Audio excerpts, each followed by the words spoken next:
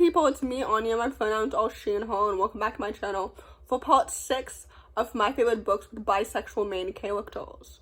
So without any further ado, the first book on this list is called The Memory Eater. For those who don't know, this book is a YA urban fantasy following a young bisexual main character who must save her town from a monster who eats people's memories, which I think is so fascinating and so interesting. And this book did that concept justice because the execution was so good and so interesting. First of all, the world building was so immersive and so well done. Second of all, the bisexuality representation was well done and iconic. The characters are so well developed and so distinct. The plot and the mystery was so intriguing and so engaging. Everything about this book was so well done and so awesome. I remember reading this book in early 2023 and it was so good. Honestly, this video might just be me reminiscing over the great reading year that I had in 2023 because 2024, spoiler alert, has been a little disappointing. But anyway, we'll talk about that later. The point is, this book was so good. I just really enjoyed it so much because it was so immersive and so well done. And with that said, I would definitely highly recommend it. The next book on this list is called Stars and Smoke. I believe the sequel for this book came out this year, if I'm not mistaken. But anyway, this story is a new adult contemporary thriller following two main characters, one of which is a spy, and the other one is a celebrity. The celebrity is the character, by the way, who is bisexual and also Asian. But anyway, they team up on a collision course when one of them is hired to be the other's bodyguard, basically. And it's so good. This book is absolutely so excellent and so well done. This author is one of my favorites in high school before some of her books started to disappoint me a little bit. And this book, gave her such a redemption arc, if that makes any sense. I remembered how much I loved her books back in high school when I read this book because it's so good. It is absolutely so excellent. I love her world building. I love her writing. I missed it so much. The character dynamics, the romance. This book is so excellent and I just really enjoyed it so much. I love the dynamic between the two characters. I love the casual queer representation. I love the casual Asian representation. This book is so excellent. The plot and the mystery and everything were also so well developed and so awesome. This book was so thrilling. So anyway, with that said, I would definitely highly recommend it. The next book on this list is called The Immeasurable Death of You. This story is a YA contemporary following a young bisexual main character who must face her worst fears, even if it means fleeing her crush from dark waters. Does that make any sense? Well, if it doesn't make any sense and you're intrigued to know why or how, please read this book.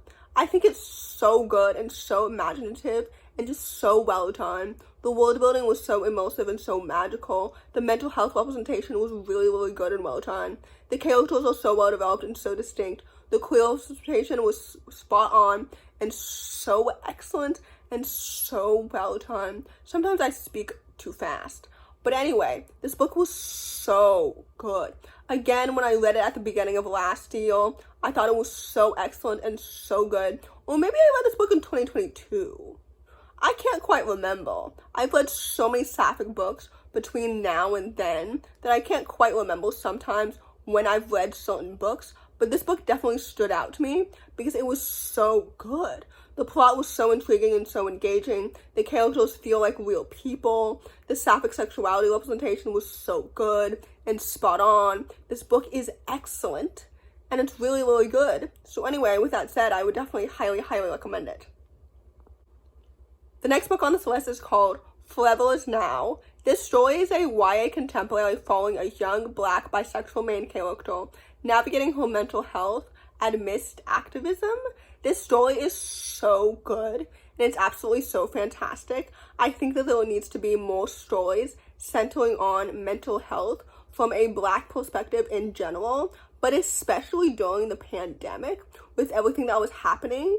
You know what I mean? I think this book is so excellent and it's so brilliant and it's so well done. Second of all, the free verse format did the story so well. This book is so excellent and I love it. The writing is so lyrical and it's so brilliant. The characters are so well developed and so distinct.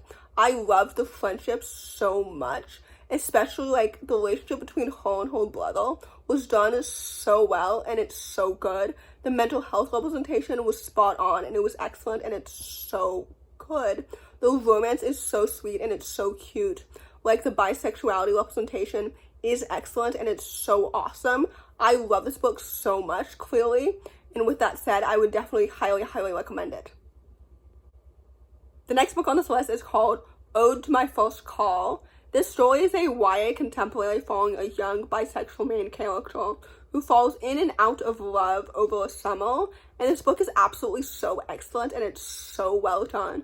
First of all, like I've mentioned before, I love books set in free verse, and this book is so lyrically written, and it's definitely my favorite by Robin. Like, I love this book so much. I don't know why I just referred to the author by their first name, as if we're on first name basis, as if they have any idea who I am. But anyway, this book is excellent, and it's so good. The writing is so poetic, and it's so brilliant, and it's so well done.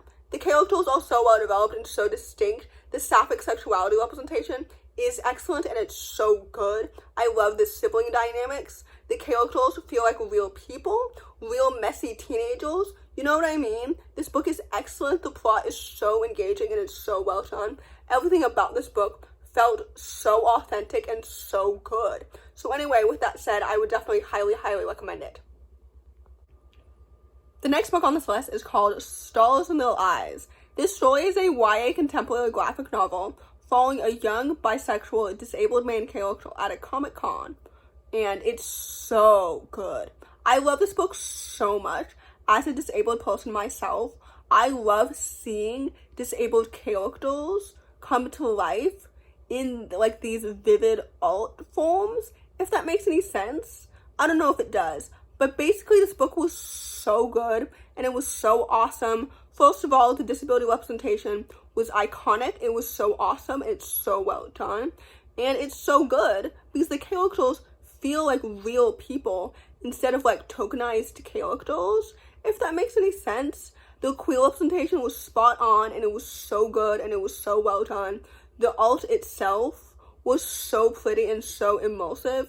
The plot is so engaging and so intriguing. The two characters have so much romantic chemistry that it's so cute, and you can't help but fall in love with them as well as they're falling in love with each other, if that makes any sense. This book is so good and it's so underrated and it deserves so much more hype. So anyway, with that said, I would definitely highly, highly recommend it. The last book on this list, and certainly not the least, is called Everyone's Thinking It. This story is a YA contemporary thriller following two Nigerian cousins, one of which identifies as bisexual, as they get caught up in a school-wide conspiracy. This story is absolutely so fantastic and it's so good.